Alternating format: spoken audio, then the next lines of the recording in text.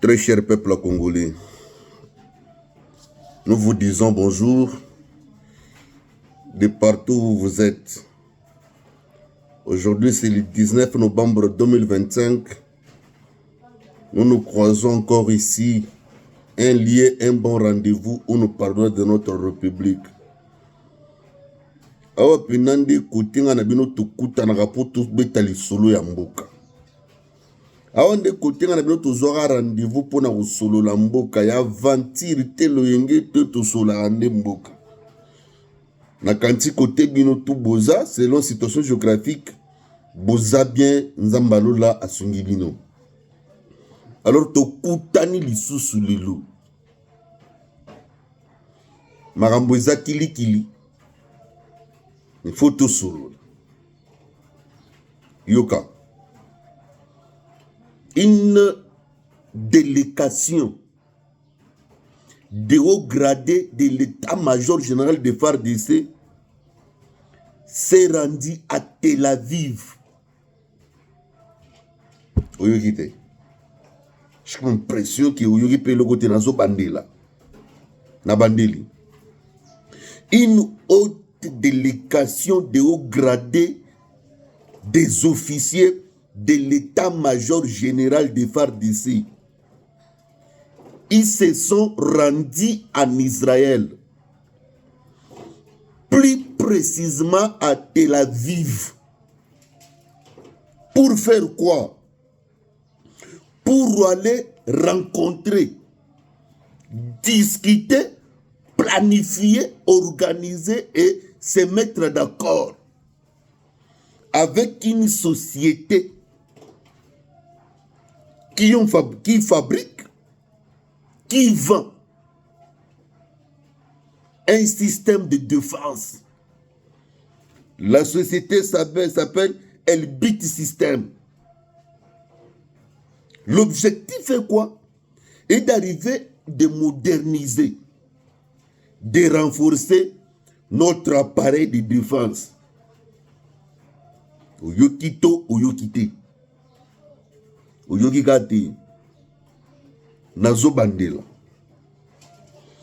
Délégation mounene à Mikonzi. Il y a état-major général à FARDC. Au début, il y a un stanza Oyo. Parce que l'Afrique intelligente parle de la fin du mois d'octobre, mais ils ont le 7 et le 8. Au début, il y a un stanza Oyo. Bake kokutana. Na société mokwa munene Oyo. Asanaka ba drone, ba hélicoptère de chasse, ba manduki ya likolo. Ba sololi. Na Tel Aviv, wana na Israël. To paye bango manduki wana.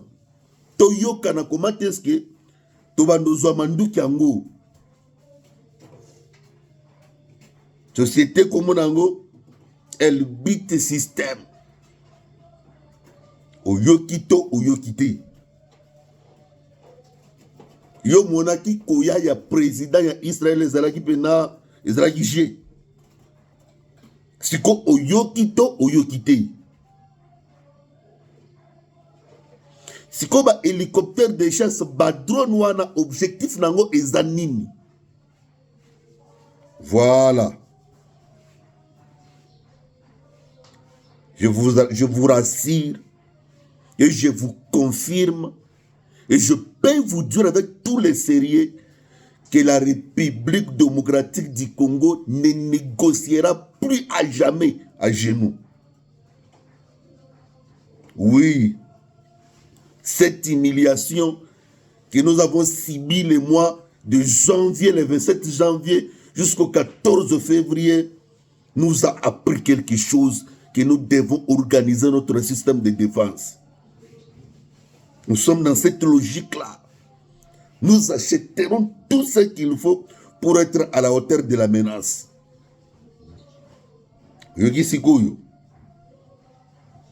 Voilà. Donc, matos sezoya ba hélicoptère, ba drone toko betana. Comme Gakame se croyait le puissant, le fort, il doit se préparer, il doit être prêt parce que Nous sommes en train d'entrer en cadence et en G. Voilà.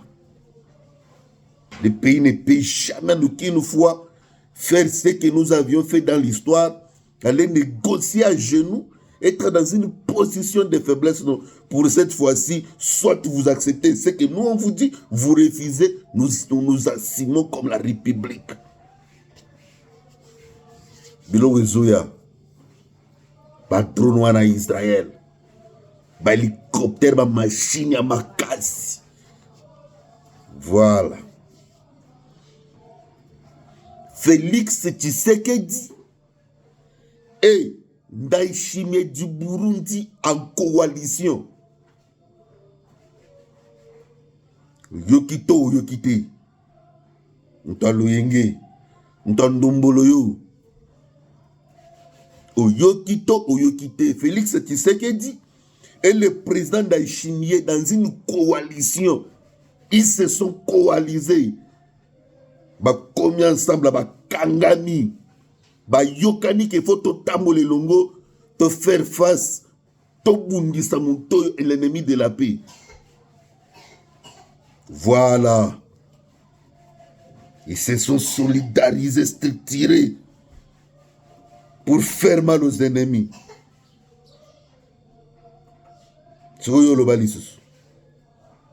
Kakame, tu n'as pas la chance. Makambuzo ya kutu sérieux. Ndayishimiye na président Fachi bayokani, basangani, bakangami. Pour attaquer Onyo soit attaquer Congo soit Burundi. Nous allons poser la paix de gré ou de force. Territoire de Massissi. Territoire de Massissi. Les M23 capturés vivants à Kibanda Massissi. Oyokito, Oyokite.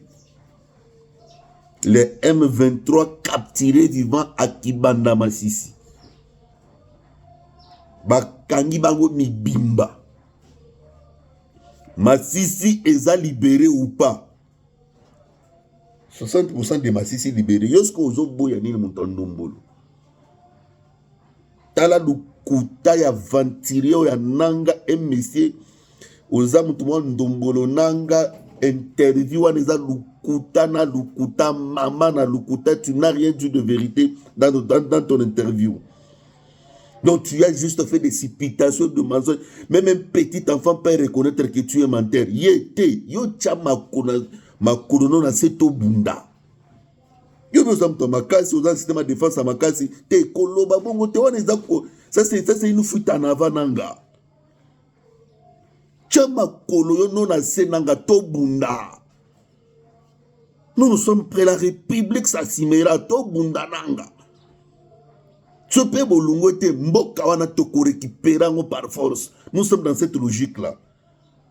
Nous sommes dans ba biloko nous sezoya demander ceux qui sont Mbashi te diront ce qu'ils voient à l'air. Quand tu vois tous les hélicoptères de chasse là, c'est quand c'est ça le transport, ils ont bétandé binou. Voilà. Ba M23 ba mikaki ko attaquer nyaba choix caché que na bitoun. Ba nona ba betami ba yaya oyo. Donc bango soki ba bimi me bimbate ba zone chez bango ba ko zonga nde bibembe. Ils ont été neutralisés, tués à un niveau que vous n'avez pas l'idée. Bamisuto kanyi bango mi bimbala Toyota. Monsieur Mumberi, parmi Baoto Kangi, ancien soldat phare de ça, confirmé que non, ba fouta nakate. C'est quoi? Ba miyibi a degré à boy, miyibi deux voleurs. Boyi ba non minéré, mais bozo kokate ko fouta ba tel salaire mouké ba soldat. Nde mouvement koufi. Peuple congolais. Linga Congo. Linga pende kona congolais. Tika ndombolo tika loyingi. To lingana ndei. Voilà. Ils te vont l'amour dans nos cœurs. To lona nde bolingo na mitema.